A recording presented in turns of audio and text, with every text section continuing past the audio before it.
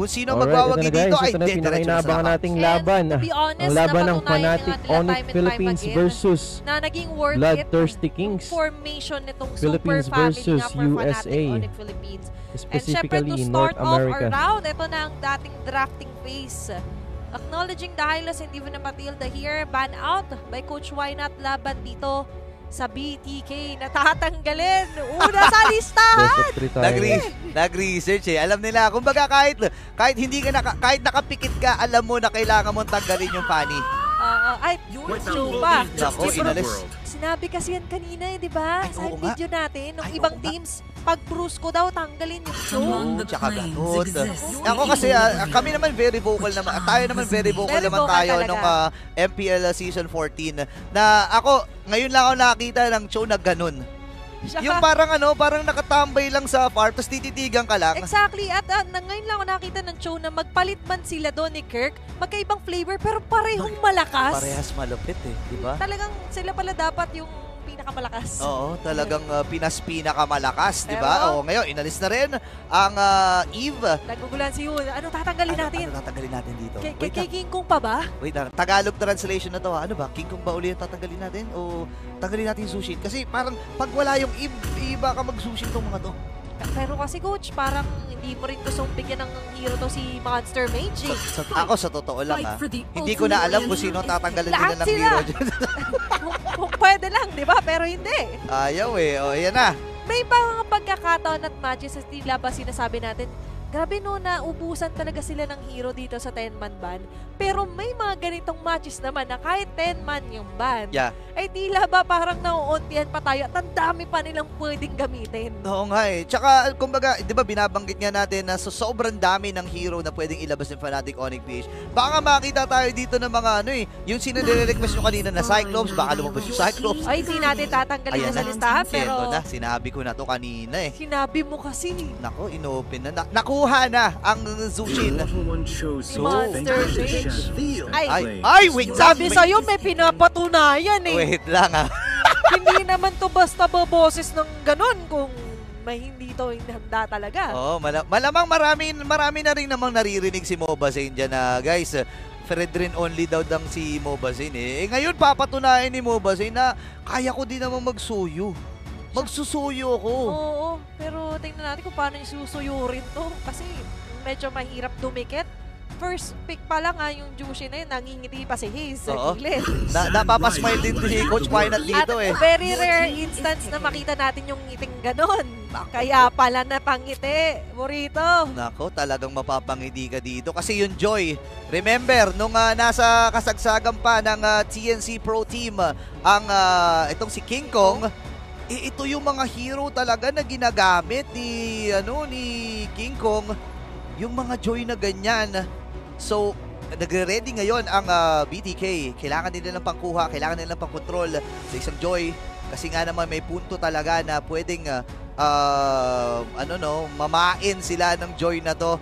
Feeling ko parang pinag-iisipan nga ni Coach Wynat, nagli-limit test sila dito eh. May limit testing na nagaganap eh. Yeah. Kaya nila inopen yung Fredrin. Akala nila kukunin dito ng BTK. Pero may iba palang Rainbow na naka-ready. Tsaka may part din siguro sa BTK na sabi nila, suyo tayo baka mag-alpha to. Parang ganun yung direction siguro tinitignan nila kasi umalpa naman talaga. Oo nga. Alpha, ayan, yung mga hero ni Mobazane. Alpha, Fredrin. Sa ngayon, interesting. At sobrang ganda tignan na siya yung gagamit nung isang suyo for me. At alam ko maraming mag-a-agree kasi yan ang gusto natin. Parang tila ba may hamon na rin pagdating sa mga hero agad. Oo, may gustong patunayan dito si Mobazane. And ngayon nasa second phase na ng bans. Wala pa rin namang mga gold laner hero, gold lane hero dito itong si Kelra. Isa pa to na parang ang hirap ng hanapan. Ayun, syempre, re-respetuhin itong Beatrix. Gusto ko yung reaction ni King Kong nung pagkaba ng Bea. Sabi niya, parang ewan ko kung tama rin yung lip read ko, parang Kelra. Parang pagkaroon siya. Ikaw na target, Kelra. Ginagano na. O, ikaw na ata target dito. Pero sinasabi ni Kelra dyan, di, huwag kayong mag-alala, coach. Napakarami kong hero. At si Kelra, ilan sa mga nagpauso ng mga tinatanong kung babalik pa ba yung mga ruby sa gold. Siya rin yun. Pero ngayon kasi sa sitwasyon na to, parang kahit anong meta, angat pa rin si Kelra. No.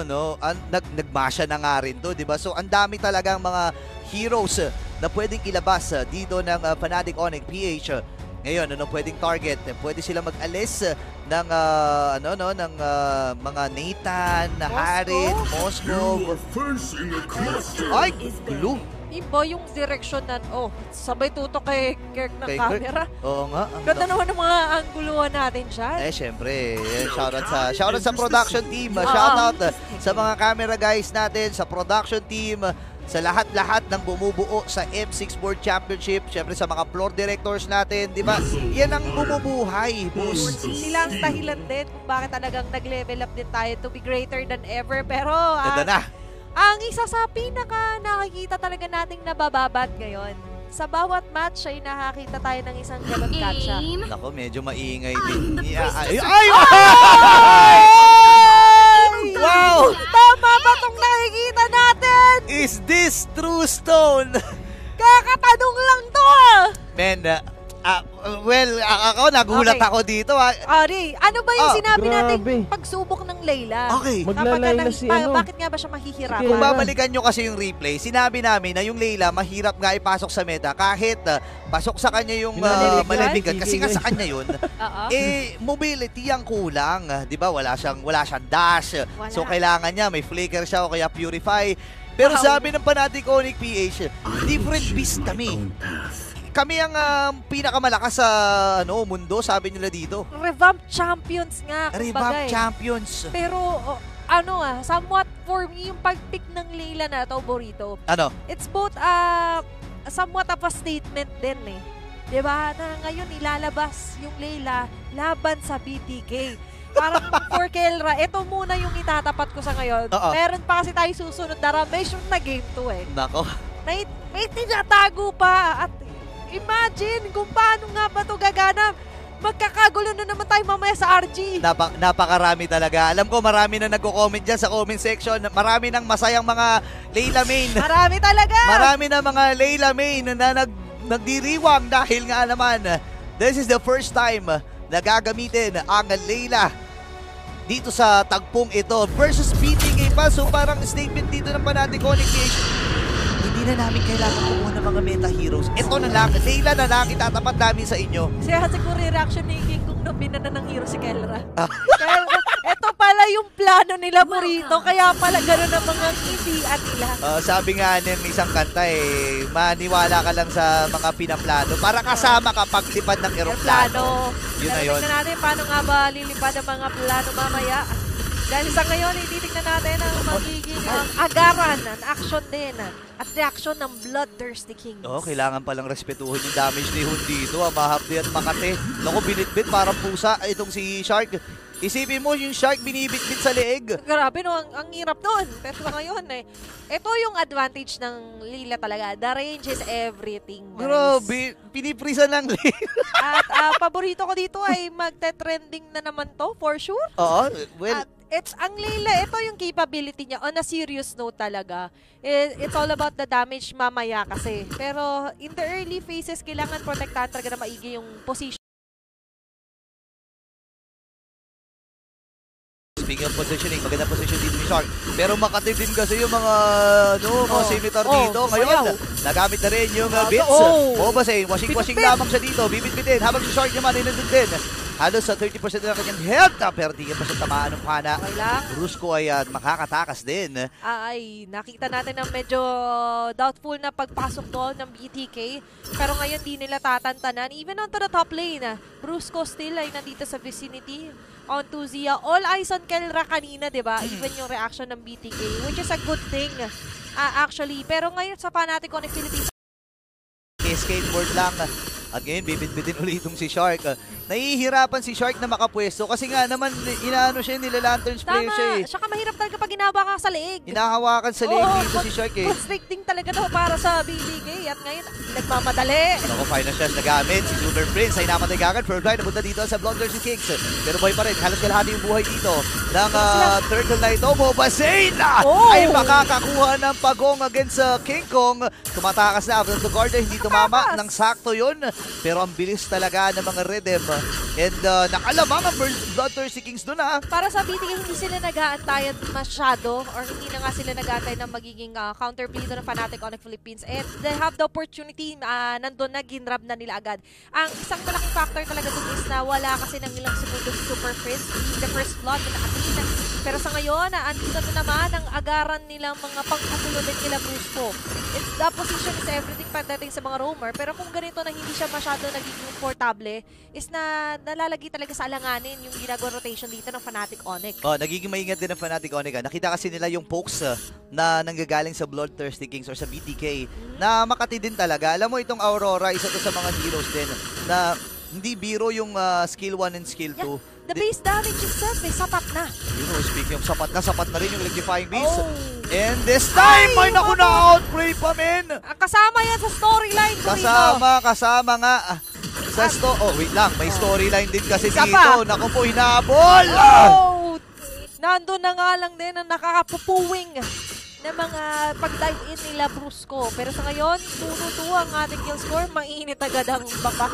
Kung naghahanap kayo ng aksyon, ito na yung laban na hindi nyo dapat ma-miss out. Mainit ang dance floor dito para sa Fnatic Onyx at sa BDK. Na nararamdaman natin na bukod sa paglalaro nila, may gigil lang sa isa't isa Meron Based dun sa interview na ririnig natin kung ano sinasabi ng Fnatic Onyx PH against BDK. Siyempre kung ikaw ay player ng BDK, ramdam mo yun. Ito pala yung sinasabi mo sa akin kailangan makabawi ako sa'yo. Which is nangyari na ngayon dahil nga naman napatay na kagad Super Prince. Pero may 1v1 dito sa may bandang ibaba. Kirk at itong si Fight Chicken. Pero parang nauunahan ata dito ni Kirk na makapag-clear ng wave Saka ngayon nababasa rin ni Kirk na paakyat yan dyan. Paakyat. So ngayon, ready na nga natin rumble. Sila Brusco na ngayon ay pinaliligiran. Naku, pinagtulong-tulungan. Hindi nakahampas dito si Brusco. Ngayon naman ay si Kirk. Out of the Guardian. Pero doon lamang sa mga 99.9% ng germs. Habang nabam na rin dito yung Pride of Fives. Double kill para kay Mobazane. Atras din muna. Retribution yung nagamit. Mula dito kay King Kong. Ngayon, aatras at pipigilan muna nila ang kanilang mga gigil. Siguro sa ngayon, nararamdaman natin yung somewhat they're feeding their time dito para sa Layla ni Kelra. Hindi ito yung marksman na gusto mong kasama mo lagi kasi mabilis siya na makukuha agad into a crowd of heroes na meron kayo. Pero ngayon para sa BTK, nandito yung speed talaga at pinaninindigan talaga nila na more on body-body talaga yung nagiging system nila. Walang masyadong nag-iisa. Diba? Laging meron kasama, laging meron backup. Alam mo minsan sa mga pelikula talaga, alam nyo to mga kababayan, pag mga pelikula talaga, dapat may mga plot twist yan. May mga pakaba. Iyan ang ginagawa ngayon ng Fnatic Onyx PH. May konting pakaba. Kasi nga naman kapag alam mo na kagad yung resulta, di ba sa mga pelikula, alam mo na yung resulta, medyo nakakatamad panoorin. Ang mga box office hit talaga, yung may konting plot twist may twist. At syempre, sa bandang uli, andun ang happy ending. Pero sa ngayon, it's all starting pa lang din naman. 2-4 ang ating kill score at medyo bumababa na ngayon yung aggressive note din ng Fnatic Onyx Philippines. More on, nag-aabang muna sila, pumaprotect dito kay Leclerc at Super Friends. Wala mo na mapipitas. BTK on the other hand ay nandun naman yung established discipline. Ramdam natin na umaawat din sila agad. May big rotation na gagawin dito ang Fnatic Onyx PH. Sinahabol niya si Zia, napadash na rin. Tamang bato lamang ng kanyang mga bola. Habang si Super Prince, sino mo sinuzone? Grabe. Ito na yung mas kilala natin na Super Prince din talaga. Si Monster Mage na yan na pumoprota, humaharap. Among all the mages sa Phosphor na alam natin diyan ka lang sa may bandang gitna, likod. Siya hindi, talagang kasama siya sa gira na nandun sa pinakaharap siya. Pero sa ngayon, ang hindi napapansin ng BTK, nananalo sila dun sa mga team fight, sa pick-off. Si Kelra nagkakaroon ng espasyo, yung Layla. Naku. Na ngayon ay tila ba maliit man sa kanilang paningin pero mamaya malaki ang pampuwing din yan. Hindi nga tumama yung combo doon ni Kirk. Pero nakuha din ni King Kong. May pag-recall pa. May pag-recall pa. By the way, napakaganda ng recall ng Fnatic Onyx PH. Yung mga kidlat-kidlat na ganyan. Pero ito na ang ikahuling pagong ng laban na ito. Nasisimulan na rin ang Fnatic Onyx PH. Pero habang nangyayari pala yun, bumasag na rin sa itaas ang BTK. So hawak lang ni Brusco itong turtle na ito habang pina-flashlightan lang ni Super Prince. Nila-lantern lang. At nakita rin natin dito kung paano rin somehow tinatry ng BTK na pagpasapasahan yung lantern dito ni Super Prince. Kaso nadadamay kayo pag tumabi kayo, dalawa pa kayo Oo. And ngayon para sa Fnatic Onyx Philippines, nakita nila yung parang hindi hindi nag-aaksay ng oras din ng BTK. Pumupush din ng slide to sila Zia. Pero ngayon, bandang gitna, namumounted Sean. 5 miyembro ng BTK nandito na rin nakaabang doon sa may pinakalikod sila Super Prince. Grabe yung pag-abante niya naman doon. Grabe naman. Mag-isa siya. Kung saan nanggagaling dito ang Fnatic Onyx PH. Imagine mo, si Brusco dyan, si Super Prince. Silang dalawa lang yung nakahawak habang si King Kong ay kinukuha lahat ng farm na meron sila. Pero dito na rin sa Assault, nilikupa doon sa may gilid. Si Mobazane na mag-iipon din niya. Pero si Gia nakakuha na rin kill. King Kong, buhay pa rin at wala na rin siyang electrifying beast. Pero nakukuha niya ata siya dito. Habang si Scorch ay tinamaan itong si Kirk. Pero kailangan na niya mag-primal run. Ang sakit din ng mga damage. Pwede ata silang humabol dito. Pero alam ni Super Prince na kailangan na nating mag-out. Sa ngayon ay medyo nagiging shaky din yung pag-contest ng Fnatic Onyx Philippines sa BTK. 3 straight turtles, by the way, makukuha dito ng kampo nila Mobazane. Pero sa ngayon kasi malaking factor ang damage. At isa sa pagkukunan sana ng damage, especially ngayon, ay si Kelra. Si Kelra na ngayon ay hindi pa masyadong sumasama. Pero ngayon baka mapilitan dahil siya na mismo ay susugurin. Ako, sinugod na nga. Brusco ay nandito. Fried chicken, available yung kanyang final slash. Wala naman siyang flicker dito, so walang ganun kalaki threat. Pero speaking of the threat, si Brusco naman ay nagamit din ang kanyang ultimate. Habang si Super Prince ang magiging puntiran nila dito. Dinabas ang kanyang lantern, pero mamamatay din siya. Mobazane na makakakuha nun. 3-1-2 na ang KDA ng third kiss Slayer na si Mobazane. At ilang segundo na lang, actually 1 minuto pa naman bago mabuhay yung unang Lord. So malaki-laking window pa to. Alam naman sa pagluluto ay mas maganda kung pinakukuluan muna. Let them cook muna. Na nakikita natin na may nagbabadya pa rin naman. There's somewhat of a time bomb para dito sa Fnatic Onyx Philippines. And we cannot deny na ang Layla talaga, it needs items. It needs a trinity talaga. And it needs talaga that certain positioning to go for that fast free hits. Hindi lang free hits fast free hits. Yun na yung pinaka-highlight natin dito. Kasi mamaya pa natin maasahan talaga yung pinaka-pang-overtime nila na continuous damage, diba? Yung DPS talaga. At ngayon, pwede na nga ba yung maasahan? Kasi nandito na rin si Kelra sa may paligid lang. Okay, marami mga ultimates na nagamit dito ang Fnatic Onyx PH dahil nga doon sa pag-check ni Brusco doon sa may gitnang bush, sa may pixel bush. Pero again, gusto ko lang i-highlight na Super Prince again with the Brave Smite. Ito ay isa sa mga emblem na pinauso niya no, na lagi niyang ginagamit dito. Tapos kung titignan natin in terms of item, okay na, may glowing wand na, at least meron silang life drain na. Tapos elegant gem, pero huli ata dito si Kirk. Atras muna si Brusco. Naku po, kailangan na mag-meditate. Habang yung Lord ay available na rin. Paatras ngayon ng Bloodthirsty King. Rundown ata magiging call dito ng pupunan ng Fnatic Onyx PH. Atras sila. Ngayon si Mobazane. Nag-abot yung magkakataon. Pero si Kirk ang makakakuha ng Lord na yun. Atras muna si Shark. And this time, ang Fnatic Onyx PH, nabawi nila yung kalamangan. Imagine mo, lahat ng objective nakuha ng Bloodthirsty Kings. Pero ang lamang pa rin dito ang Fnatic Onyx. Isang pitik lang isang pagsama lang ni Kelra. Kahit yung BTK, hindi nila sobrang sure kung ano ba yung ma-inflict na damage din sa kanila ni Kelra. Kaya tingnan nyo guys, sobrang layo din nila. When it comes to trying to contest that Lord, by the way, unang Lord sa laban na ito.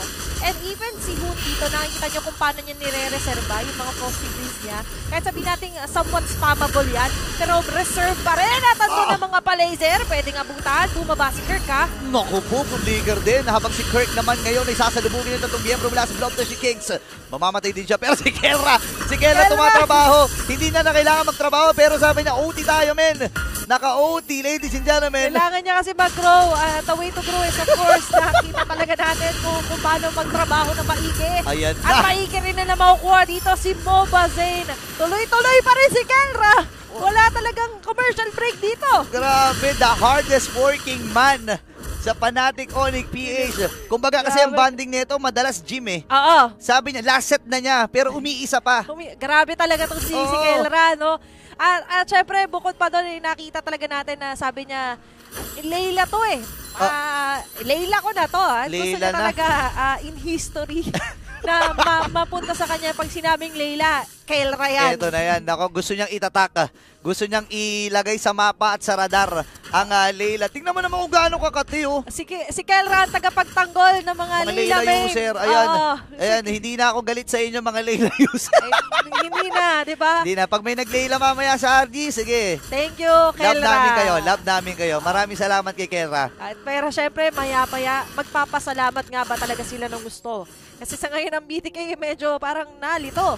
lamang tayo kanina. Lamang tayo sa kill score. Pero ano nga bang nangyari? Ang nangyari din kasi doon ay medyo hindi nila napansin yung mga pa-chepe-cheping ganun na Super Prince na, by the way, naka-Sky Piercer na rin. Kasi sa mga nauna talagang post 4 na naging Sky Piercer when it comes to la Jushin. Kasi ang lakas maka-last hit niyan eh. Yung pagbabad ng mga lanterns niya. Naagaw po. Pero sa ngayon ay grabe rin naman ang mga pang-last hit doon nila King Kong. Welcome to my jungle talaga. Oo, wini-welcome niya dito. And hindi lang siya nagwe-welcome kasi si Kelra, available na rin yung kanyang Malefic gun na kanya yun. Ang inaantay ng lahat.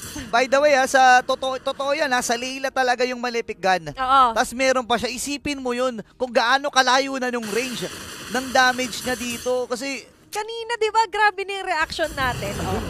Tignan nyo guys ha. Afford niya yung somewhat nakapag-clear nung nakatago pa rin yung kalahati ng katawan. Nakatago yung kalahati ng katawan, pero nako, huli ata. 5 miyembro mula dito sa Bloodthirsty King. Si Panchiki naman yung matos, pero mamamatay din siya. King Kong with a kill. Habang Singo yung mamamatay din. Pinit-pit naman dito si Zia. At nasa muna dito ang Bloodthirsty Kings. At si Bruce ay makakuha ng kill. Rondo na magiging call din ng Fnatic Onyx PH. Si Moba Sino yung maatras. Wala silang jungler, pero actually pwede nga nilang rat-ratin. Itong Lord. Wow! Napakalayo ng range. Oh my gosh! At napakabait ni Super Prince. Iniilawan niya yung daan pa uwi para dito sa BTK. Ayun 50-50 Ngayon 400-400 na. Ladies and gentlemen, Layla mula kay Kelra. Grabe naman talaga. At biruin nyo guys, sa dinami-dami ng mga clash, mga pick-off na inatip sa kanila BTK, hindi pa siya napipitas sa ngayon. Tingnan mo. Aray ko po. Walang aawat. Dumudungaw pa lang sa bintana binabato na Grabe no. Sabing pasilip lang naman Kasi nga, isa pa sa mga bonding time ng Fnatic Onyx, basketball. Minsan kasi inaaya siya ng basketball. Ay, oo nga pala. Binabato, ayaw palabasin, nasa bintana lang, ayaw bigyan. Ayaw pasahan. Nako, ewan ko na lang Fnatic Onyx PH dito, parang ready talaga sila. Tignan nyo yung bilog ni Kelra. Ayan tignan mo naman. Tignan nyo yung kay Bruce ko, guys. Napakalayo ng range. Hindi na yan Venn diagram Oo. Hindi mo rin naman gugustuhin na. Ayan Actually, sino ba yung pinaka-magiging super ng damage sa harap? Sabihin natin si Fried Chicken at si Shark. Kaso kahit si Shark nangangaray. Eto, may perfect example tayong pwede mangyari. Conceal play. Pero sa ngayon, si Super Prince ang makakakita na may mga suspect pala tumatakbo. Suspect! Nag-a-attempt ito ng umagaw ng Lord. Mga suspect, parang gusto yata umisa pero ayaw pagbigyan ng Fnatic Onyx Philippines. Ngayon naman, suspect, napakaraming assassin hero. Lahat ng nasa libro ay nandun. Ang King Kong ang tinutukoy natin at ang buong koponan ng Fnatic Onyx PH. Si Kelra, suspect. Napakaraming hero for gold lane. Suspect, naglayla sa M6. Diba? At ngayon, para sa Fnatic Onyx Philippines ngayon, nakikita natin na nakuha na naman nila muli yung advantage. King Kong mahuhuli, makakatakas pa rin. Joy-toy. Napakailap talaga. Grabe yung mga rhythm. Ngayon, Luminous Lord, ay inaantay nilang nila doon sa may bandang gitna. Lobo na sa 3,000 ang kalamangan. And si Super Prince na lang ang umaabante. Tingnan mo naman kung gaano katapang si Monster Mage. Tinahabol niya dito si Shark. Pwede atang bitbitin. Kelra ay nasa may bandang likod. Si Shark ang magkikipon nila. Lord ay nasa may bandang gitna na. Halos sa 30% na lang yung buhay dito ni Super Prince. Pero Preet na naman si Kelra. At doon si Kirk. Dalawa na rin yung kanilang marksman dito kasi nag-transform na ng Primal Rat. Itong si Kirk, bumaba na doon sa kanyang Phylax. Tagumpay ang pagbasag doon sa may bandang ibaba. Pero kapit pa rin. Kapit pisig. Kapit dugo para dito sa BTK. Grabe si Kelra, setting a new standard para sa ating mga Layla users. Pero ito na, pag-dive nila! Pumasok na of the Guardian. Pero naku, mga micro-organisms lang ang naabutan. Kailangan matras si Kelra dito at ni Super Prince Brother. At mapapatay siya dito ni Zia. And si Kirk ay kailangan ding lumayo. Kumakati na rin. In fairness, itong si Zia. Pero, grabe, bago mapatay doon si Super Prince, tignan mo naman yung damage sa pinakabase nila. Grabe! Oh my gosh, para dito sa BDK, nakikita natin na parang tila ba nahirapan sila huminga kanina ngayon, makakahinga sila. ng medyo maluwag-luwag dahil nga na-take down nila si Super Prince. Si Super Prince talagang isa sa nagpapahirap sa kanila when it comes to checking on the bush, yung mga pagtago din actually. At bukod pa doon talaga kanina, lagi at lagi kasi silang nadadampot sa batok. So, laig man yan. Dito ng Fnatic Onyx Philippines. Mini-metal detector parang hinahanap yung mga bakal Mini-metal detector dito ang Bloodthirsty Kings May naka-flow na minion wave, Burrito ha? Oo nga Parang lahat sila masyadong nasa taas. Well, kung titingnan natin sa item builds at saka dun sa gold, halos pumantay na rin itong si Zia. Ito yung sinasabi ko kanina pa, no? Nakikita natin. Ito kasi live via satellite to. Pero for me, si Zia, kailangan ding ingatan ng Fnatic Onyx PH. Kailangan nilang, more on, kailangan nilang atakihin. Kailangan siyang ingatan ng BTK kung ikaw ay si Zia talaga. Pero ngayon parang more on Zia. Talagang lagi siyang nilalapitan. Ina-attempt na puntahan dito. Kahit si Super Prince doon niya ina-angulo yung Lantern Flare niya. And honestly, ang mahirap din kasi dito kapag ka naka-malefic ka ng isang Bruno, hindi niya naman din kailangan na i-alay agad yung positioning niya or humarap ng humarap. Pero when it comes to the more on team fights din talaga, maganda kasi ang pang-starter talaga dito ng BTK is the wave of the world, diba? Grabe din yung talaga yun Yes. Ay, nakita natin yan. Even si Auntie Anara nga, in-acknowledge niya na ang Bruno ay somewhat hindi na lang siya yung tinaguran ng pag-gold laner, likod, gilid, free hit. Pwede rin siyang initiator kasi when it comes to the ultis. Pero sa ngayon, for BTK, is more on ay tinitignan talaga natin yung ginagawa ng formation around Zia. Nagets na rin nila yung strategy at nagets na rin nila na baka ito yung susi sa victory natin. Sila kasi dito ang BTK. Ang flow ng minions sa may bandang itaas ay nakapabor para dito sa Fnatic Onyx PH.